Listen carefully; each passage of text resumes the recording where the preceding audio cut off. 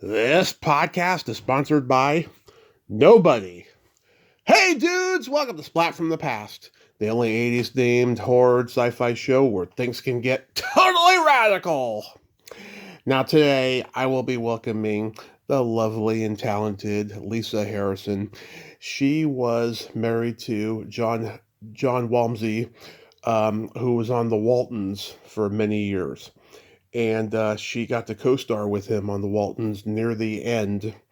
And it's going to be great to have her on today. She's a singer, she's an actress, she teaches voice, she does improv comedy, lots of stuff. I had seen her on Judy Norton's YouTube podcast, and Judy was on the show during the pandemic. And so I'm going to have her on today. I liked her energy during that interview, and I always thought she was a cutie on the Waltons. So I reached out to her, and she said yes immediately, and we're going to make it happen today. And I'm so excited. She was in the Waltons reunion Thanksgiving special in the early '90s, which I remember when that first aired. So it's a great coincide, just a few days before Thanksgiving.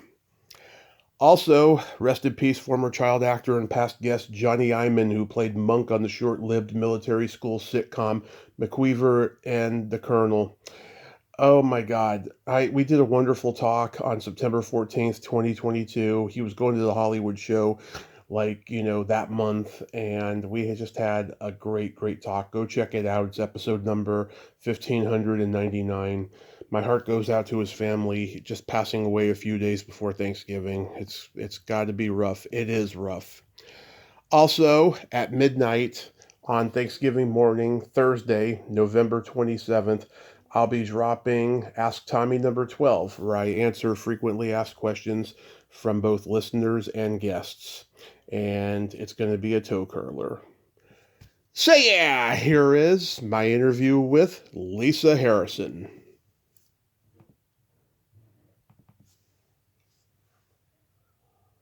Hey Lisa, welcome to the show. How are you today? I'm good. How are you? I am fantastic. I can't tell you what a great honor this is. Thank you so much for coming on today. Oh, my goodness. It's my pleasure. So, going back in time, did you gravitate towards singing and acting early on in your childhood? Oh, I sure did. I absolutely did. And actually, the very first thing that I wanted to be was ballerina. Uh-huh. And I had been taken to ballet when I was a few years old, and I just fell in love. And I thought that was just the greatest thing. And then the Beatles showed up, and it was like, okay, now I have to play guitar, and I have to sing, and I have to write songs. And I grew up with a family where the father was a Broadway star, and the mother was a movie star and did musicals.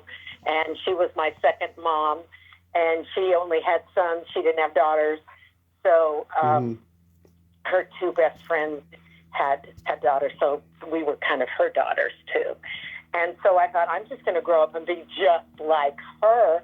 And she taught me my first warm-ups, and I was just, I'm very lucky, to have such a wonderful influence. And then her sons became, worldwide teen stars, and so I got to really see what life was like, growing up and being around a lot of celebrities and realizing they're just people.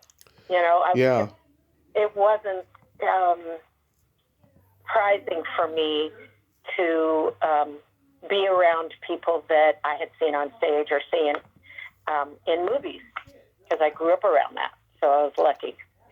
Yeah, I talk about this all the time. The Beatles impacted every person who saw it at that time, especially the kids. And a lot of them grew up to be musicians. Even the ones who ended up being career actors were influenced by the Beatles. They just made everything so cool.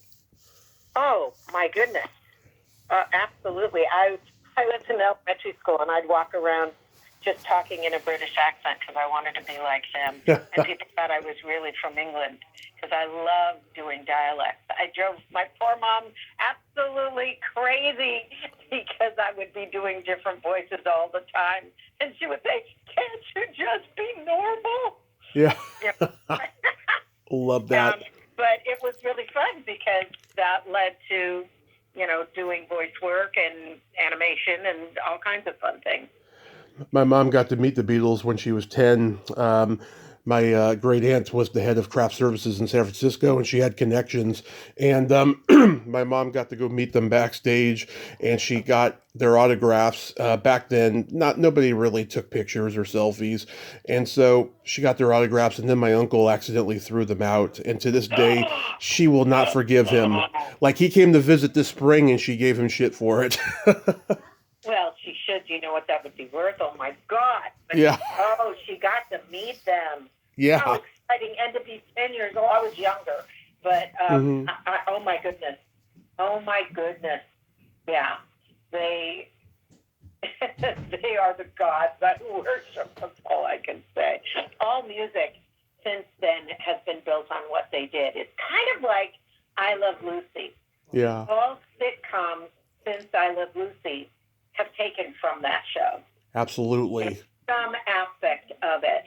And I really feel like all contemporary music has some influence from the Beatles.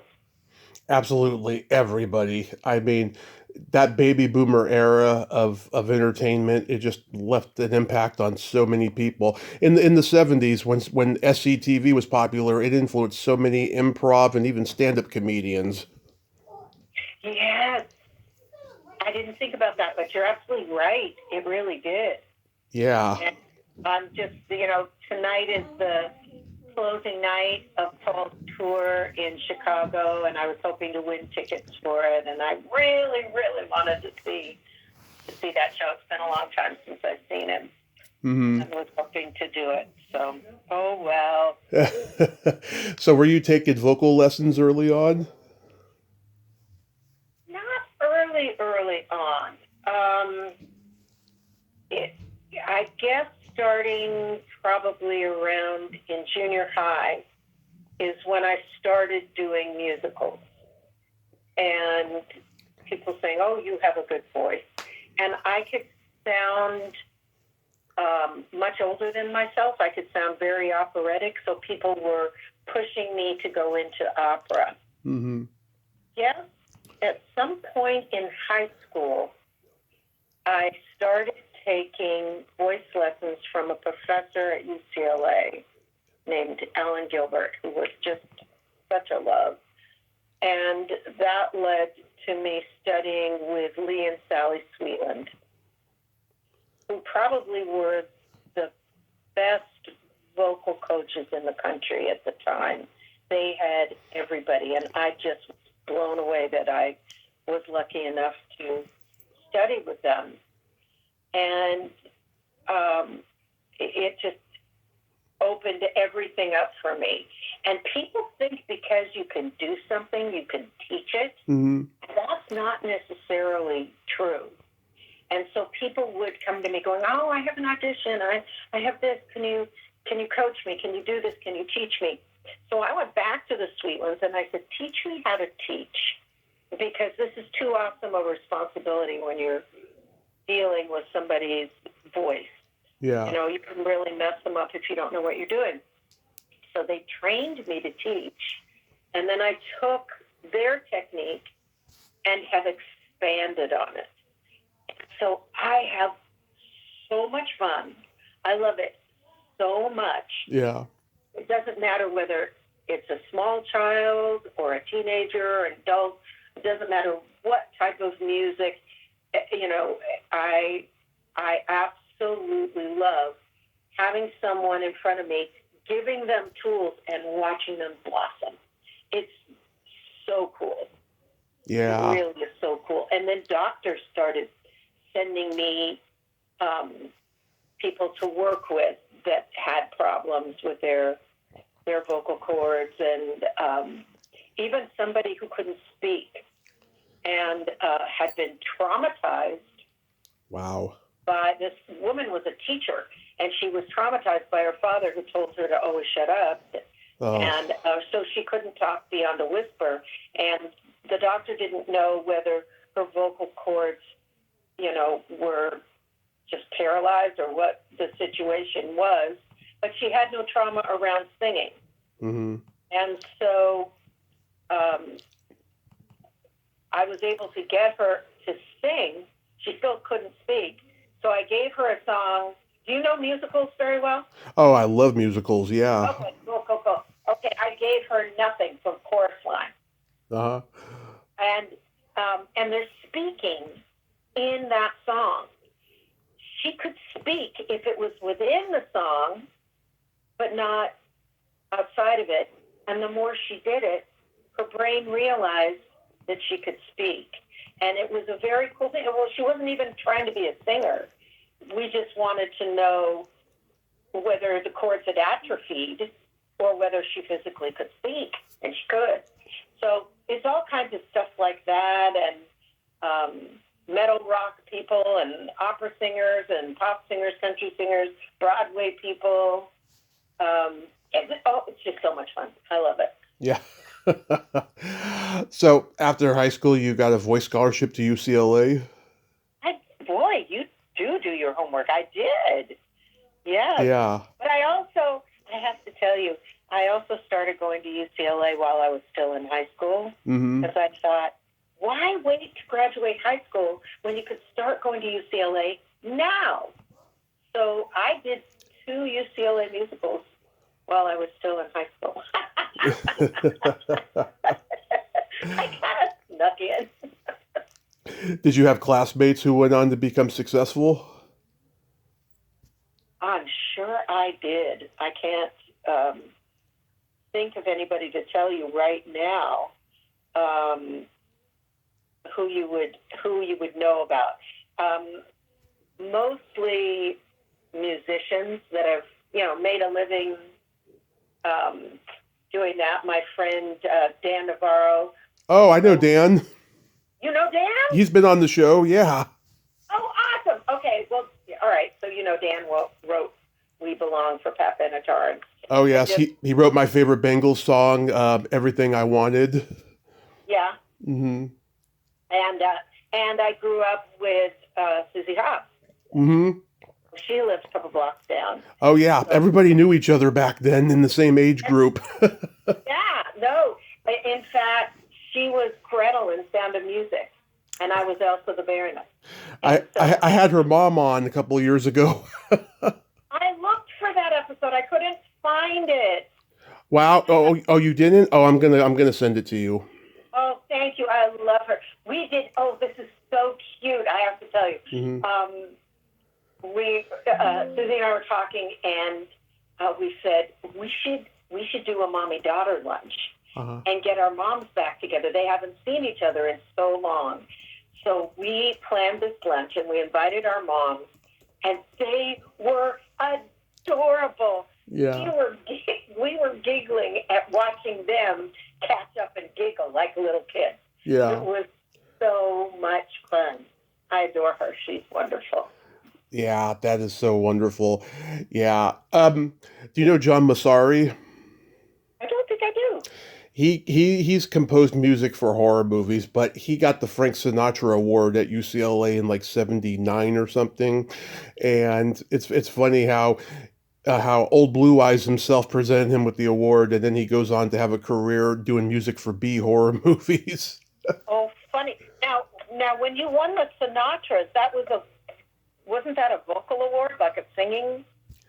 Did he win the Sinatra Singing Award, or? I can't remember if it was that. It may have been, but also it could just be music in general because he's a pretty good composer, and I guess it's a classical award or something like that.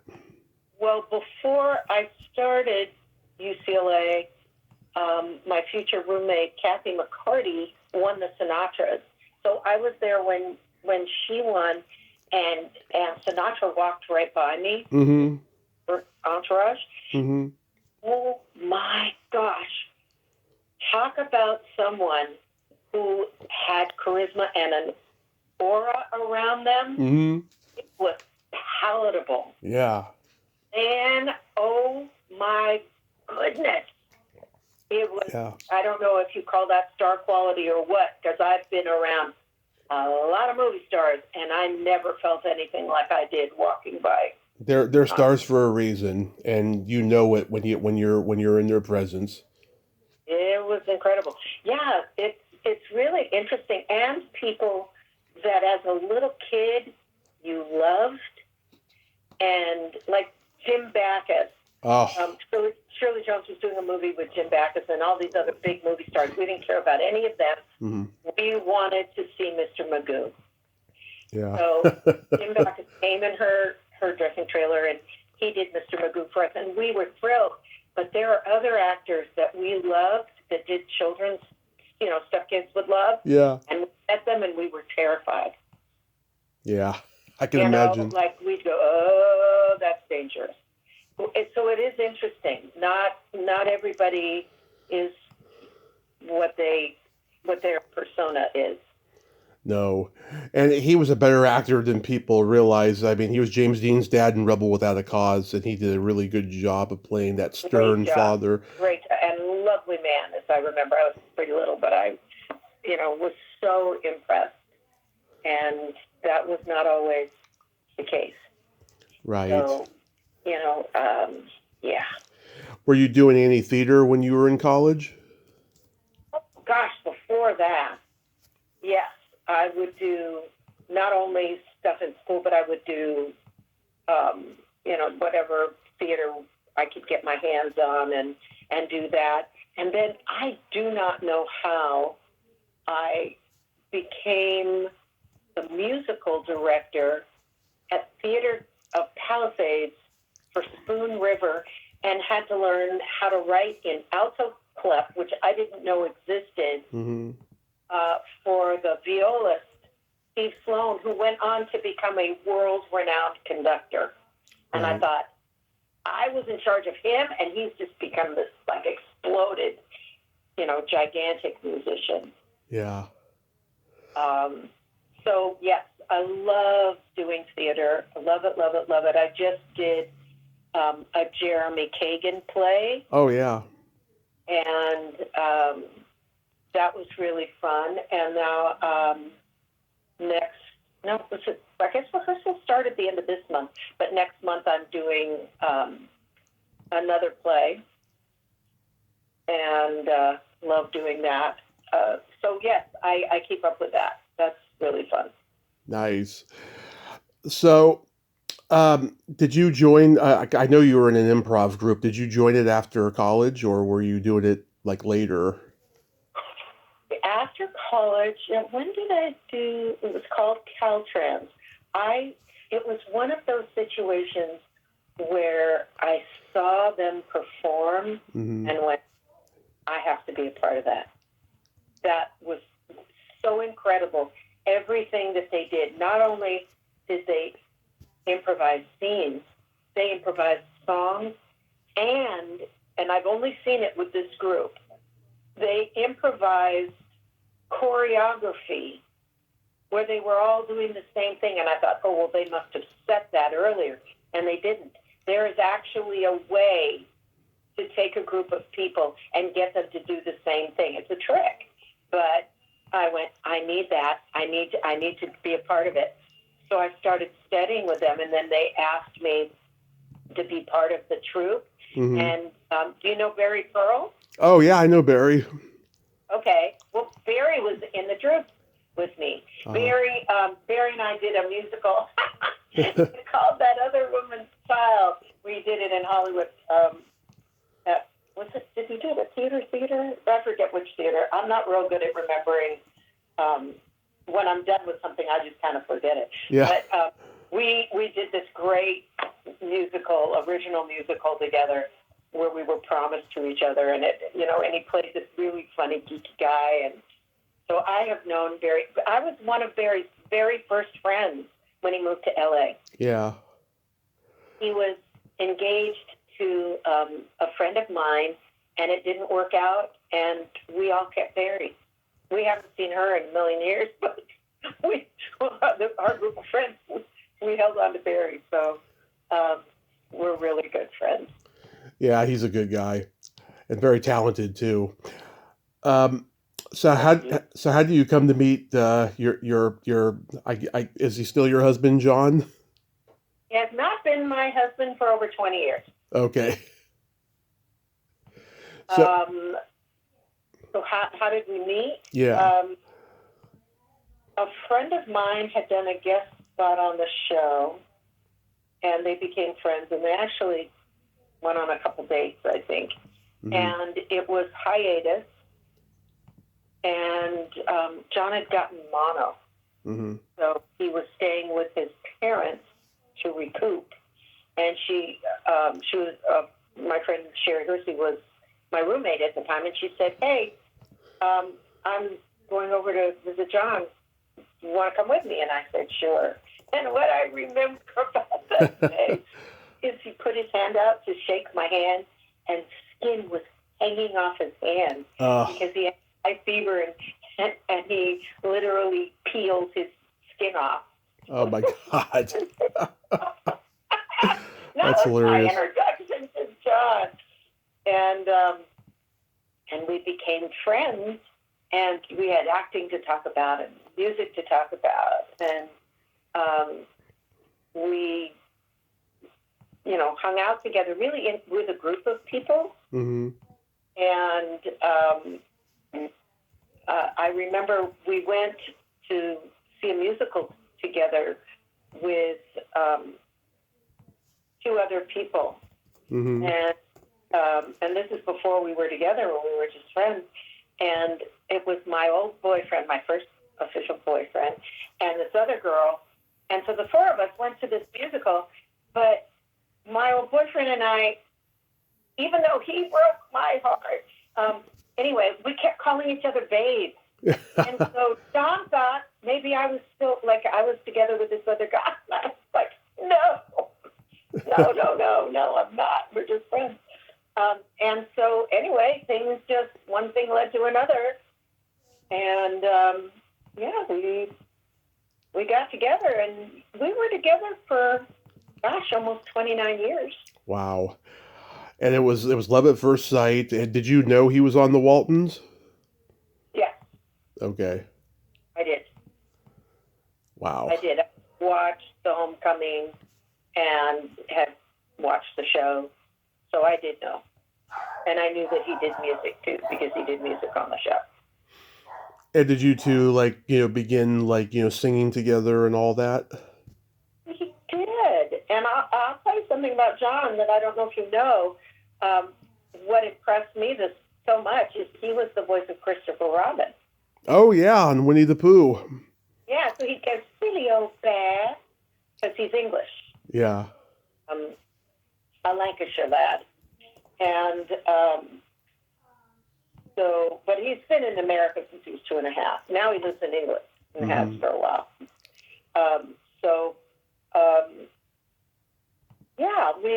We started singing together, and I would try and harmonize with him, but he would jump on my part.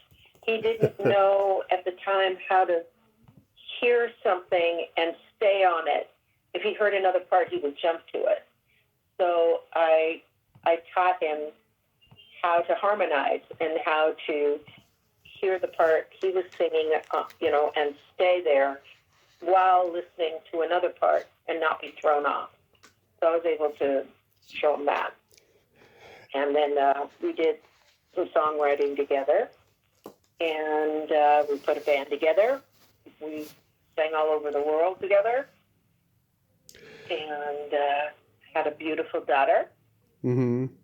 And I got so excited about this. You two got to perform on a Jerry Lewis telethon. We did.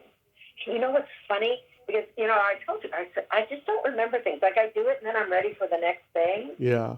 I didn't remember Jerry being there. But Yeah. he was, and he introduced us. Yeah. And somebody sent me, I don't know, this was way before cell phones and people doing that kind of thing. But I guess it was filmed, and I guess it's on YouTube. Hmm. Yeah, it's on And, YouTube, and I was just cracking up at him just being a goof and stuff. yeah, He stopped doing that after a while. He gave his performers space after a while, but in those early years, yeah, he was always like on stage, trying to be the center of attention, goofing around during their performance. But he stopped it after a while. I guess when he got older, he just didn't have the energy for it well, anymore. You know? see, what I remember about that is that we were flown, I guess maybe a private plane took the performers Yeah. to Vegas, and the stewardess, man, she could have done stand-up. I've never seen a stewardess who was not proper and doing it. She goofed around, joked about every single thing, Yeah. and she was brilliant. It was so much fun being on this plane with all these entertainers. And I remember, I don't know what store I went to while I was in Vegas, and I got a keychain. Well, that separates. You can pull it apart and push it back together, so you can separate your house keys Right. from your car keys. So if you are parking at valet, you can separate it, and they, keep your house key to yourself. Right. Still have and use that exact keychain. Wow. And 5 million years ago. That's crazy. Yeah. That is crazy. Wow. Yeah. So, And talk about great plane rides. I did a thing with Ray Bolger. oh yes, the Scarecrow. Oh my God! Talk about one of my heroes of life. And I have to tell you, sometimes you don't want to meet your heroes because they can't be as great as what you imagined. And Ray was even better. And I was there with John. He was there with his nephew. I think we went to Dallas or something. And we were staying in this big old giant hotel. And we just globbed onto each other and spent this whole weekend together. What an incredible human being. I was just in heaven. And I remember later that night when we all were going up to our hotel room, and the elevator door opened, and there was this super long hallway.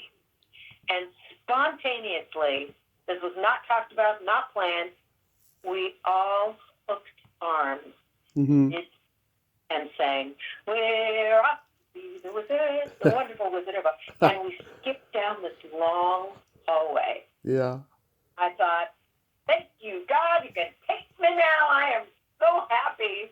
I did that with Ray Bolger, and that was one of the highlights of my life. That is so cool. I love it. I love it. Cool. Oh my God, I loved it. That's so cool. So did John have to go to bat for you to be cast as Tony on the Waltons? Not at all. In the opposite. I was a working actor. I had auditioned twice before for the Waltons and not gotten it. Uh-huh. And this was the third time I had auditioned for the show. And it was the director who didn't know me from Adam who cast it. And it was supposed to be just a guest star, one guest star shot. That was all. And they liked the chemistry between John and me, and they kept bringing this character back. But I don't think it was originally planned to be anything more than just a one-off. But the producer of the show called me later after I was cast and said, people will think that you got this because of John, and I want you to know the director had no idea who you were, and he cast it. So, nope, not at all. Wow. And I really, I have to say, I absolutely loved working on the Waltons. It was such a wonderful, warm, fun set to be on. And I have been on sets where that has not been the case. Mm-hmm. Where you just feel the tension, or it's just kind of neutral. The Waltons, you could bring friends from out of town, and they were always welcomed, and it was just a lovely, fun set to be a part of. Yeah. Such wonderful memories. I really do. And you guys got the film on the old Warner Brothers backlot. Didn't it just get torn down recently? Yes. Oh, God. Oh, get me started. Back in 2016, I went to a taping of Conan O'Brien's show. And because I was walking with a cane, they gave me special treatment, and me and my friend. And they gave us a free tour of the not the deep back lot, the rural area, but we got to see, the sets and everything like in the back there. And I remember, growing up watching Pee-wee's Big Adventure when he's doing the race, the chase, through the studio. It looked exactly the same, had not changed. And we had to go use the bathroom in the office. And I see all these Bugs Bunny posters and Bogart and Bacall posters. And I'm like, oh my God, I can't believe I'm here. I'm at Warner Brothers. Yeah, there's so much history. Yeah. Really wonderful. In fact, when I went to Spain, I went, wow, this looks like such a cool set. It looks like Spain World, and you get jaded when you're on those sets. They're so authentic that when you go to the real place, it looks like a set.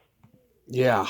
I mean, that back lot, that's where they filmed The Sound of Music when Julie Andrews is on the hill. That's where they filmed The Dukes of Hazzard. They made LA look like Atlanta back there, Actually, they were in Austria when she was on the hill. Okay, because that's always been the story that they shot on the Warner Brothers back lot there.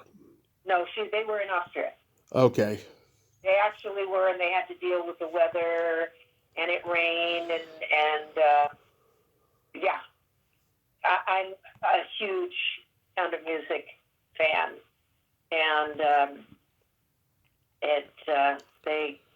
they may have shot some of it at Warner Brothers, but they absolutely did so much of it in Austria. Okay, gotcha. My grandfather is Austrian, so I really want to go so much. So really. I've had Judy on here, and I met her at the Hollywood show last June. I just love her. She's a great lady. And I also met Richard Thomas that day too. Sweet guy. He was gone by the time you were on, though. And then he came back.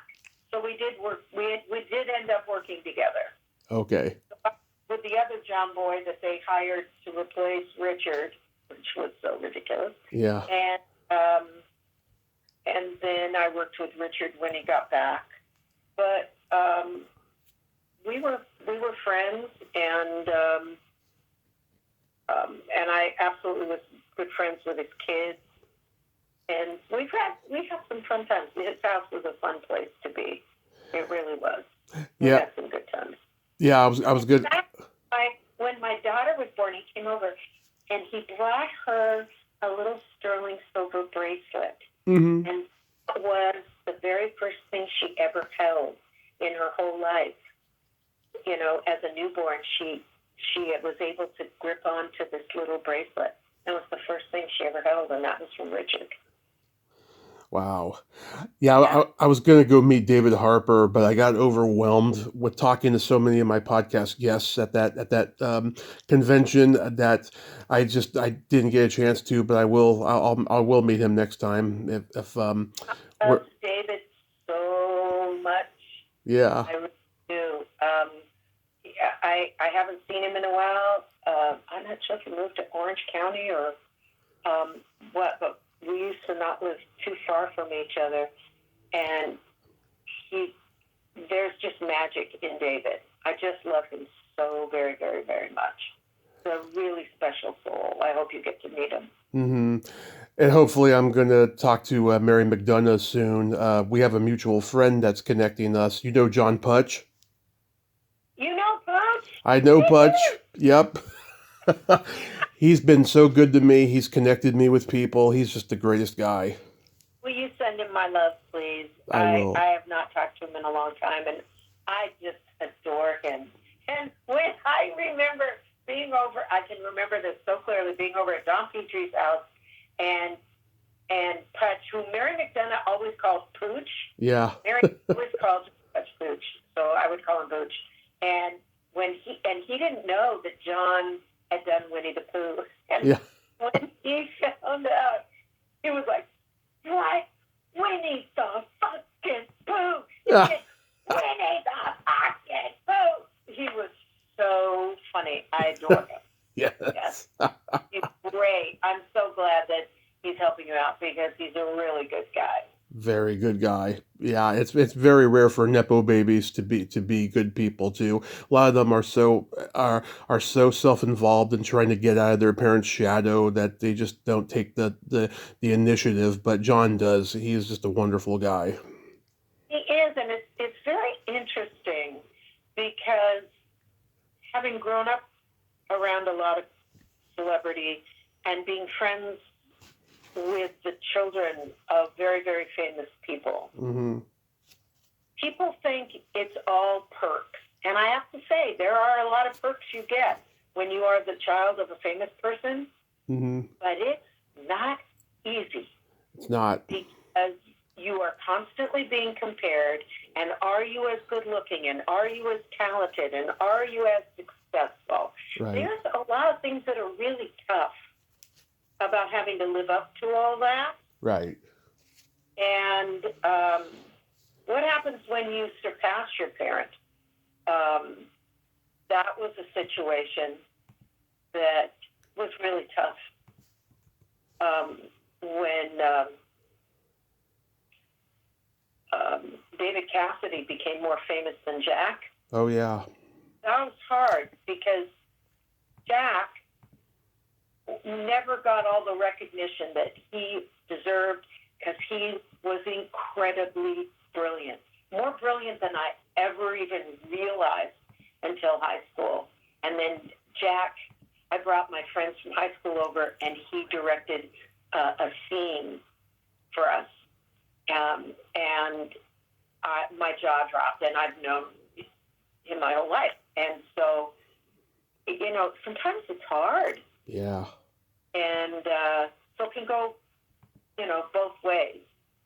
But yeah, it's really interesting. You don't, I think that people from the outside looking in see only the glamorous parts of it, mm-hmm. and they don't see the parts that are not so easy. I talked to Will Geer's daughter Ellen last year, and she's a great lady, very wise, and just great knowledge. You know her well? Yeah, and Peter. Yeah. So absolutely, yeah, we would play at Theatricum, and Ellen is a brilliant actor, and keeping Theatricum alive and all the shows that they do there, it's amazing, absolutely amazing. And she is a great, great lady, just full of talent, full of love. Have you been out and seen any of the shows at Theatricum Botanica? I would love to do that. I actually plan on doing it the next time I'm in LA, because when I went there back in June for the Hollywood show, it was my birthday weekend, and it was just a quick trip, just 2.5, 3 days. And the next time I go out there, I'm definitely going to go check out those shows. Oh, good. You'll love it. It's absolutely beautiful. It's really beautiful because, Will was blacklisted. Yes. And so he knew the name of every single plant, mm-hmm. and he started Theatricum, and it's just this little slice of heaven. I just, it's magic. So treat yourself. Please, please, please treat yourself.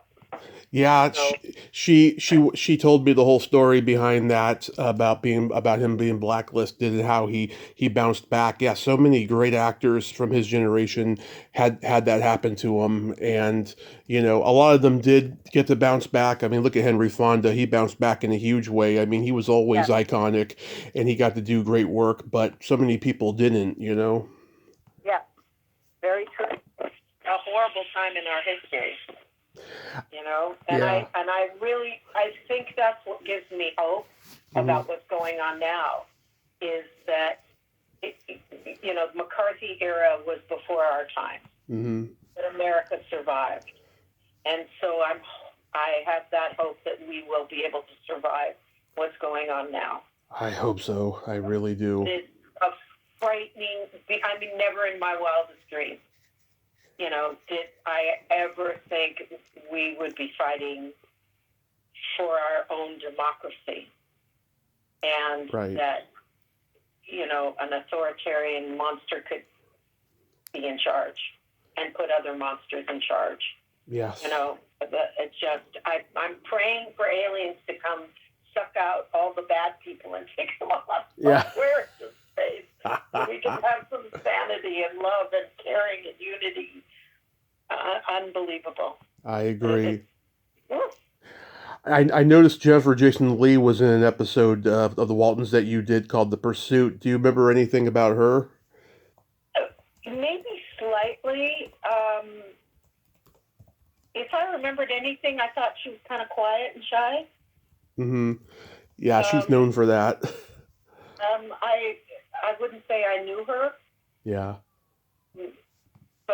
But my recollection of it was more just someone more quiet. Yeah. But boy, that was, a long time ago.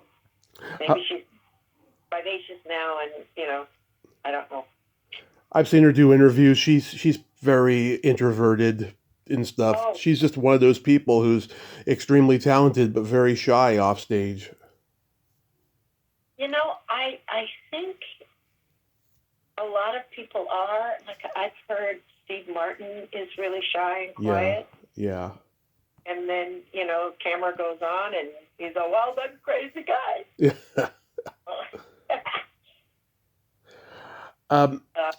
In 1993, you guys got to do the Thanksgiving reunion special. A couple people I know who had been on there in the 70s were in that. Rachel Longacre and Peter Fox. Oh my God. Yeah. Okay, at the end, when we're not recording, I will tell you the dirtiest joke that Rachel... Oh, I told Rachel a lot of dirty jokes on this podcast, and she was laughing like a schoolgirl, I'll tell you. Oh, God, I love her. Yeah, she is just so open-minded and so cool and fun. Oh my God, when she was a little kid, and her parents would, be mad at her, she would turn into like Scarlett O'Hara, and she'd go, "Oh my God, just end my life now. Just kill me, why don't you?" She would turn into the drama queen. I was laughing so hard. She just has the best sense of humor of anyone. The best. Yeah. Really, and talented. Oh, she's good. She is very good. Yeah. Yeah. You guest starred on an episode of Ellen. How was that experience? That was really fun. When I was on the Waltons and just hanging around the set, I would needlepoint, and I would needlepoint these Christmas stockings that I still use to this day. And then I had the 5th stocking that I didn't finish, and I brought that when I was working on Ellen, and I had a really good time working on that show. And it turns out that when my daughter was little, Dick Van Patten and Vince Van Patten lived next door to each other, and they were down the street from me. Yeah. Nels Van Patten taught tennis. And Vince's wife, Betsy, at the time, put together a group tennis lesson for the little kids, so her son Vinny could have some friends to play with and take tennis. And then Vinny was too good for all the other kids. He was just like so far superior. And they were really small. And one of the dads, it turns out, Jonathan Stark, wrote, here we are, we became friends, as parents, and you're watching your kids take this class. Yeah. The episode I did of Ellen. Wow. Talk about a small world. And he went, oh Yeah. my God, you in that. Oh, I wrote that and I cast you in that. So it was very funny. But I had a really good time. It was really fun to do. Yeah, and Ari Gross was on the show at the time, and he's been on here a bunch of times. He's a great guy. That's great. I love it when people are good people. That means everything to me. Absolutely. You know? Yeah. They're just, I just don't have time for people that are jerks, Same here. Oh yeah, and it's worked for me and it's worked against me. Like I've turned down to interview certain people because I know their reputations and I see them on other podcasts just being jerks to the interviewer. Yeah. And it just makes everybody uncomfortable. Yeah. And I feel badly for them. And I don't know why they need to act that way. It's like Tom Selleck. I know he's big NRA guy. Yeah. Which I don't happen to agree with. So I know Same here. that very opposite like that. But I've heard only incredible things about Tom Selleck. To work with him. Mm-hmm. And like when he was doing Magnum, I heard that he wouldn't eat until the crew ate, and usually they want the actors to eat first, and he would make sure his crew was fed, and he would, that just makes my heart go, Yeah. Love you. You're a good person. That's it. Exactly. You were on Sean Cassidy's Invasion show. Oh my God. Trauma. Literally trauma. Oh, I thought you said drama. Sorry. No, trauma. Oh. That was the most, I called Sean after and going, Sean, I'm so sorry. It's awful. I got to the set and they switched my part. And I don't know why I got so nervous. And I was there all day. So I had new stuff to memorize. I usually memorize really fast. Mm-hmm. But because I was nervous, something happened. It was the last shot of the day. So if you are spending a lot of energy with nerves, it's not really healthy. And there was no rehearsal. And my jaw locked, and I couldn't talk. And I just, so that freaked me out. Then I couldn't remember the lines. Yeah. And I just wanted to die. I mean, eventually it worked, but I felt like everybody wanted to go home. It was the last shot of the day. And I thought, I should just never act again. Oh my God, I should never act again. And I called Sean and I go, I'm so sorry. I think I should quit. This is terrible. I can't believe that happened. He goes, no, you should get right back on the horse. And I had been cast in a pilot that I was shooting like the next week. And I had a little bit of nerves, like, am I going to freeze again? And I didn't. So it was like, so that one I remember because, boy, if you let yourself, you can really mess yourself up. Right. And that was the only time I've ever had an experience like that. Other than that, I always just have fun with what I'm doing, and I can memorize new stuff, hand me new pages. That's fine. I don't have a problem. But for some reason, Invasion, I fell apart. I'm sorry that happened.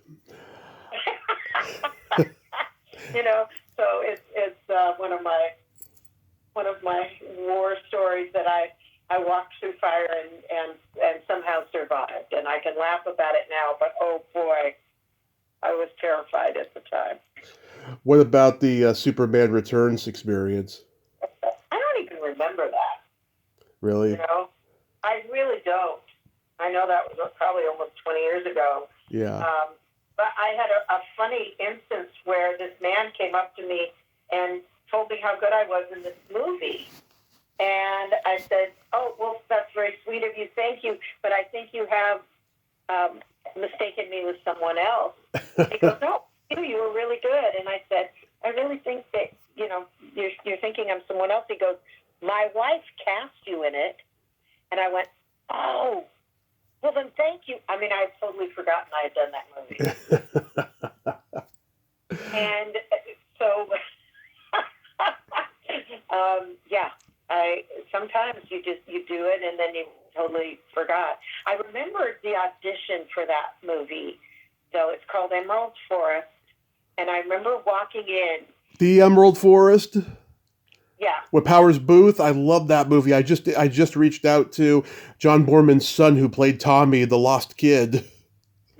Oh, wow. Yeah. And I was so sure I wouldn't get it because everybody else was blonde and at least 10 years younger than me. And I went, this isn't going to happen. So I had no pressure. I just did the audition, had fun, didn't think about it, and then got it. Wow. So, yeah. Wait, so you're not in the Emerald Forest. Pardon me? So you're not in the Emerald Forest. I am in the Emerald Forest. Okay, so who do you play in it? I play the mom. I thought Meg Foster played the mom. No, I played the mom in this movie, The Emerald Forest, that I did. I played the mom in it. Okay, this is not this. I don't think this is the same movie I'm talking about. You had a band called the Housewives? Yes. I got a call from Hope Juber. She wanted to do a band, and she's married to Lawrence Juber, who used to be the guitar player in Wings. Yeah. With McCartney. Oh, and she said, come on over. Let's write some songs. And I think we started like 10 songs that day. And so we started working together, and then I left, and she worked with some other people. And then she called me to come back. Do you know who Fritz Coleman is? I've had Fritz on. He's a great guy. Okay, he is a great guy. So Fritz was doing a late-night show. And Lawrence was the band leader of Fritz's band. Mm-hmm. And so they wanted to have the Housewives on. And so Hope asked me to do it, and she asked Maggie Mayall, who was married to John Mayall. Do you know who John Mayall was? The legendary blues guy. You are good. Okay, so you know John. Yeah. So we got together, and something happened with this combination of us. And it was started with when guys get together, they write about things that guys like. And when girls get together, it was, then we'll make songs all about being a housewife. And so it was basically domestic rock and roll. Mm-hmm. With the whole comedy slant, and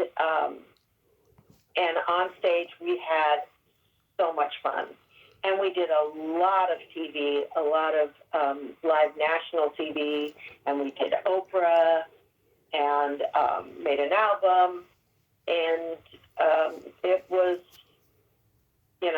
I'm really proud of the work that we did. Yeah, that's wonderful. Yeah. You were in the Treasure of Painted Forest. That's what you were talking about, right? Oh, okay. Yeah. It was called the Emerald Forest. I'm sure the script was called The Emerald Forest, and then they realized there was already a movie with that title. Oh, so it's the Painted Forest? Yeah, the Treasure of Painted Forest, and you play Mrs. Rhodes in it. Okay. Well, there you go. I'm telling you, I do things that I don't even remember. So, well, thank you for letting me know what I did, because all this time I thought it was called the Emerald Forest. Yeah, okay. I knew you weren't in the original. That was Meg Foster who played the mom in the actual Emerald Forest. You got to sing with the Doobie Brothers. How long did that go on for? Oh, that was so much fun. Talk about great guys. Mm-hmm. That was just absolutely wonderful. I think that was like 1976. Oh, Catalyst. you were like right at the height of their careers then. Oh, yeah, I was with them the night they won all the Grammys. There was one year where the Doobie Brothers won all the Grammys. Yeah. And so we were all together that night, and they had like a whole floor of the hotel, and we were hanging out. We just became really, really good friends, and I think they are better now than they have ever been. They're just great. My dad had The Captain and Me on vinyl when I was a kid. He used to play that over and over again. Like, Really? they are just a brilliant, brilliant band. And, they're Bay Area guys like we are. So, my dad raised me on all that Bay Area rock. I mean, we listened to Jefferson Airplane and Quicksilver Messenger Service and Montrose and Santana and all of them. Wow. You did a trivia? Oh yeah, I was a trivia champion in the bar scene in San Mateo when I was in my late 20s, early 30s. Everyone hated me because I was always getting the pop culture stuff right. Oh, good. Well, I'll tell you something that probably nobody knows. Uh-huh. John and I were up visiting Pat Simmons. Yep. Doobie Brothers. We were visiting him in Santa Cruz. A trip that John proposed to me, so Pat was the very first person that knew we were engaged. Wow. That is crazy.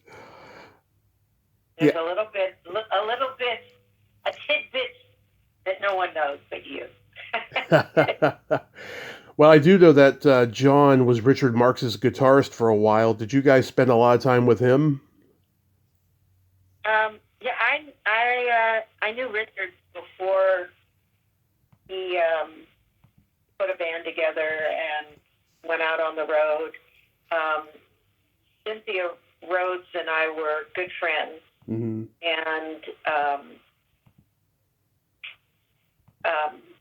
when Richard really liked Cynthia before they started dating, and then they started dating.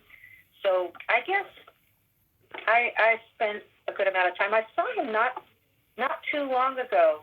I was having dinner with Bob Bergen. Do you know Bob? Bob Bergen. I know that name, but it doesn't register fully. Oh, well, one of the great human beings on the planet. He's the voice of Porky Pig. Oh, Tweety and every other thing. I mean, he's okay. The best voiceover artist alive, and a phenomenal VO teacher, and an incredible human being. Just one of my favorite people. So I was having dinner with Bob, and Richard comes walking up. So got to say a quick hi to him. Wow. Yeah, I watch Richard Marx's podcast on YouTube sometimes, and I think he's a pretty good interviewer.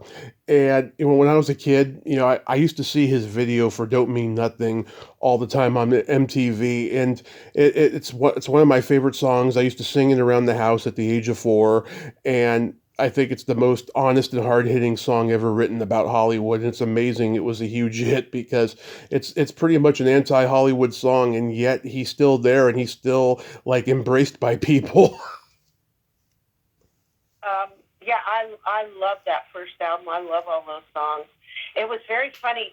I was writing a song, and I thought, oh, my God, I think this is something really special. And I called my friend Brian Mitchell. Do you know Brian Stokes Mitchell? I've heard the name. Okay. Toni winner, brilliant Broadway star. Mm-hmm. I've sung all over the world with Brian. And, again, one of the finest human beings to walk the planet. I love Brian. He's one of my best friends. Yeah. And I called Brian. He was living in Sherman Oaks near me at the time. And he said, Brian, come over now. I'm writing a song. I think there's something here. And he really liked it. And we were struggling so hard for a verse. And we couldn't come up with something. And Richard walks into my house. He goes, move over. And he sits down at the piano and comes up with the most perfect verse in like 5 seconds. Wanted to slap him. He's so friggin' talented. Here, Brian and I were just struggling with it. He goes, what's up, good? Yeah. Who is this out? while. Like, Yeah. gotta, you know. I love that. So how long have you been teaching for? Oh gosh, forever and a day. You know, I don't know when the start is. Is that when people would say, "Oh, I have an audition tomorrow"? Yeah, well, it's 11:30 p.m. Are you coming over now? Yeah, can I? Okay. I mean, because that was a million years ago. And officially, I guess about 30 years ago, maybe. Mm-hmm. Yeah, I wanted to, you know, do something where I could really help people, but still be home for my daughter. Mm-hmm. And that was really important to me because I have memories of not being able to reach my parents. And, you know, that's before cell phones and everything. But being a kid, and it was really important to me that I could be there for her and be reachable and could be there if ever she needed me. Oh. And do you get a satisfaction teaching that you don't get when you're performing? That's a very odd question to me because it's so different. Performing is my favorite thing to do on the planet, you know, and has been since childhood. Mm-hmm. When I was a little kid, I would make up plays and put them together for Easter and for different things, and so I love that. Yeah. Teaching, it's a different thing because it goes beyond what you technically do. Mm-hmm. For me, there's the technical aspect of it. With singing, 50% of it is acting. You could have the most perfect sounding voice, and if you aren't embodying that song and telling that story, it's, you know, I don't care. It loses something. You have to just, put that soul into it. And so there is a whole spiritual element of teaching and raising someone up and getting them to embrace the fullness of who they are as a human being Mm-hmm. and a storyteller, along with all the skill and technique that you need to express yourself to your full potential and to do it so correctly that you stay healthy the rest of your life. In fact, the more you sing, the stronger you get. And that's a whole different magic. Right. And I love it all. I really do. I really love it all. Yeah, I couldn't have the patience to teach anybody. I had a girlfriend years ago who told me that I should teach pop culture classes, and like pop culture classes was just beginning. I didn't even know it was a thing yet, and all I could think about was, dealing with the cocky kids who are only taking the course because they think it's a Mickey Mouse course and they just want to get girls, and then there's others that are just constantly asking me questions because they don't have a non-narrow mind to learn about stuff. I don't think I would have the patience to teach. It's very interesting. I wouldn't say that I'm the most patient person. Mm-hmm. I'm teaching. I have the patience of Job. All I can say is my daughter would listen and go, "I don't know how you do it. I don't know how you stayed so patient." And something happens when I'm teaching. It's like I'm an open channel. So whatever that person needs, Mm-hmm. I can give them what they need, and it may mean they have to repeat it and repeat it and repeat it. Or you could have a kid who might be kind of acting kind of goofy and not quite focusing, or I just turn into the most patient person in the world. And I went, boy, I wish I could be more like this in life. I do love it. It is incredibly rewarding to be a part of someone's journey of their becoming. Right. Their true self, which is just amazing. So do you have anything upcoming? Upcoming. Yeah. I'm doing a show called Both a Hard Day's Silent Night. Is the story of the Nativity as told through Beatles songs. Mm-hmm. And it's like R&B gospel versions of Beatles songs, and it is brilliant. It is really wonderful. And a joy to do. And that is coming up. And then also I'm doing something with something called The Inquirer. I don't know if you've heard of that. And it's a bunch of old rock and rollers, and we all get together and Christmas carol all around the city at places like Children's Hospital and the VA and things like that. And we do it just for fun to lift everyone up for the season. Nice. And bring joy. And we raise money for children's charities. So it's definitely the month to give back, which I really love doing. So I have both of those things coming up. And I just did my first motion capture. That was trippy. And I didn't know what to expect, but it was really fun. So Nice. just finished that. Nice. So real quick, we got to play my secret silly game. This is a series of silly slumber party questions. It's no win or lose. It's just pure fun. And how the game works, Lisa, is I ask you the question, you answer it, then you ask me that exact same question, I answer it, and feel free to comment on the answers because they might be funny. Okay. Lisa, are you ticklish? Oh, baby.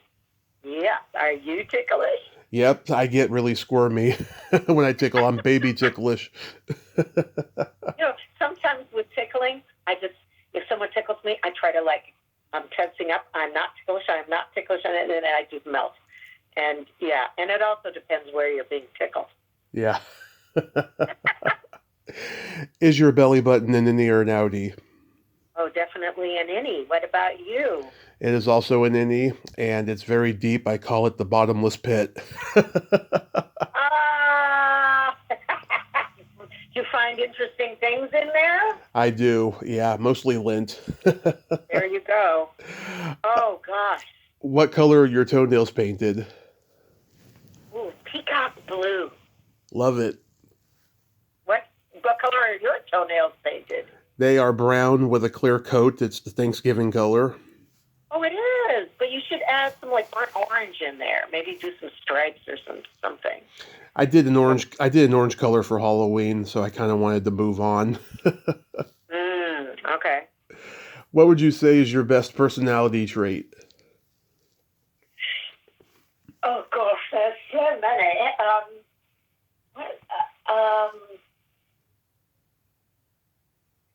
I think my best is that I'm really loving.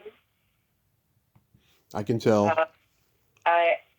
I'm really proud of myself. I really think I'm a very positive and loving person, and I love to laugh, and maybe it's doing all the improv and stuff like that. But being around people that have a good sense of humor, that is everything to me. I can hand somebody a line on a silver platter, and if they take it, then you go back and forth, and you have this. Oh, it's so much fun. But you can say something to someone, and then it just goes boom, and it lands flat, and you're like, oh no, there were so many good comebacks you could have done with that. So I love sparring with people with humor. It's great. Love it. And for me, being that I'm a Gemini, I have empathy and I have no filter. I love that. Well, that could be a good thing, having no filter. It does, yes. Oh, especially when it comes to humor. When we do the unrecorded joke exchange, I'll give you some toe curlers. Oh, good. Oh, good. If you could have anything named after you, what would it be? What would it be?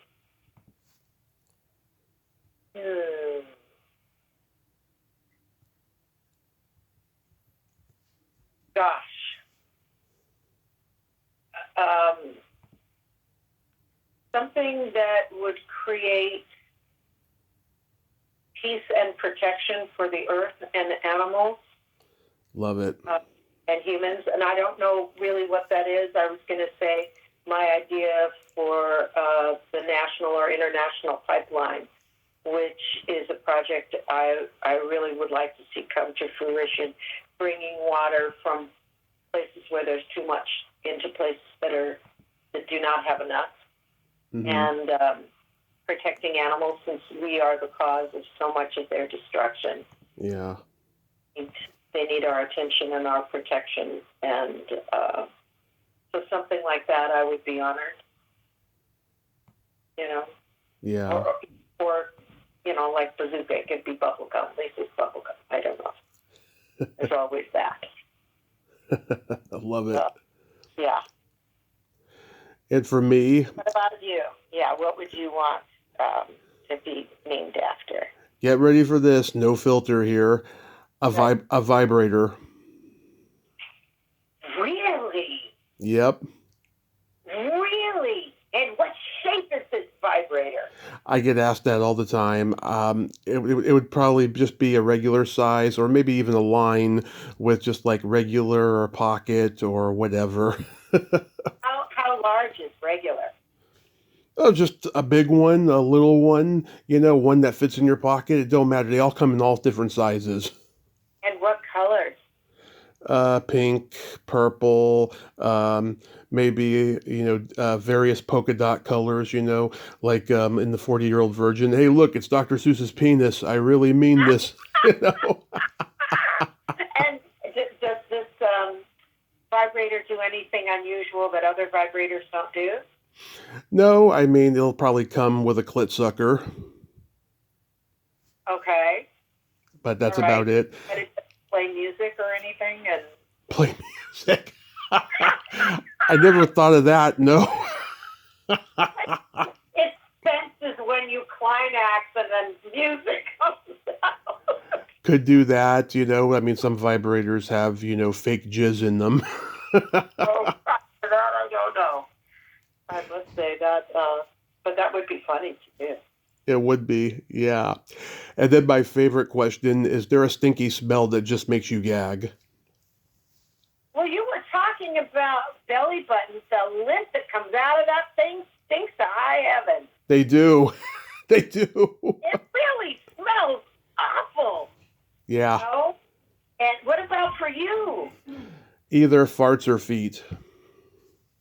Farts and feet can be pretty bad, but I think I've topped you with that belly button lint. Yeah. I got to tell you, I think that's even worse than those. That's the first time anyone's ever said that. There's a couple that I'm surprised no one has ever said, and that's one of them. Another would be earwax. I think earwax is really nasty. Really? And I've only smelled my own, like off a Q-tip. Yeah. I've never any smell at all. Well, mine has been pretty rank, I'll tell you. Oh, well, see, now that's a new one for me. I did not know that had any smell at all. Belly buttons I'm aware of, Yeah. And it's not pretty. It is definitely not pretty. It is not pretty. I also got to tell you, Diane Robbins says hi. Apis! Okay, if you talk to her again, say that I said I love you, Apis. Apis? Apis. Apis. Apess. Okay. So I told you about Sound of Music. Uh-huh. I was Elsa the Baroness. She was Mother Abbott. Nice. Yeah, Diane is very prolific as an actress, and she is so humble and so fun and just a force of nature. I just adore her. Oh, she would come spend the night at my house all the time during high school. Really? Oh, yeah. You go that far back with her, high school? Oh, yeah. Junior high. We did Sound of Music in junior high. Wow. So I keep my friends, Yeah. That is so, so that whenever there's a high school reunion, there's so many of them I still see, I'm in the same town, except my town burned down. So it's not there anymore with the fires. Yeah. It's awful. But, there's a lot of us that, well, maybe not a lot, but, still people that I see, and it's lovely. And it's lovely even if it's been a lot of years since you've seen people. Because when you've connected when you're young, there's just something there that you can see each other, and it's like a day hasn't gone by and it's decades. Mm-hmm. And that's a really special bond. It is. I'm from San Mateo, and like everybody back in the day knew each other, and everybody. I mean, a lot of people still have remained friends, right? But it's so different now because it's become a .com industry, and so many people have left, and all these people who grew up in the Midwest are living there, and it just doesn't have that same small town community that it used to. Oh, yeah. And see, where I grew up, I mean, it was kind of like a small town. Mm-hmm. In that, there was the Brentwood Country Mart, and that was like our little place, and everybody there knew you, and you just felt like this little tiny town. Right. And I think it's really different now, over there. It just doesn't have the same little intimate kind of normalcy. It's a big zhuzh now, and it never was zhuzh before when I grew up. Not saying that's a bad thing, but it's just different. Well, it's interesting. I loved my street growing up. Nobody locked their doors. Judy Garland lived down the street, so I played with Lorna and Joey, and of course, Leachman lived down the street. Katie Skull, I grew up with her. Oh. We had a great street. Mm-hmm. We had the most fun people, and it was like a little small town. Yeah. It really was. And it just feels a little different now when I go back and visit. It's just, I used to ride a bike everywhere, and you can't anymore. It's a different world. So. It's a different world. But we've lived to tell the tales, and this was so much fun, Lisa. Thank you so much for coming on. And Tommy, it was so much fun for me. And yes. I hope we get a chance to actually meet in person sometime. Oh, yes, absolutely. You are definitely on my list of people to meet when I'm in LA next time. Have a happy Thanksgiving and all the rest of the holidays, and be safe. You too. This was just a joy. You just made my afternoon so beautiful. Thank you so much, Tommy, and stay in touch. Stay in touch. All right. Happy Thanksgiving. You too. Bye-bye. Bye. Bye. Well, there you have it. Lisa Harrison, ain't she a sweetheart? Oh my God. I just loved her energy, loved her insight, loved her humor. We told each other jokes, and we agreed to edit them out of the show. I told her all the ones you guys have heard already. And the joke that Rachel Longacre said, let me give you a hint. It was said in the movie Porky's. That's all you need to know. It was a joke we all know from the movie Porky's, but the fact that it came from Rachel when she was still a teenager is what's frickin' hilarious. Well, until next time, this is Tommy Throwback Kovac saying there's no shame in living in the past because the present sucks. Later, dudes!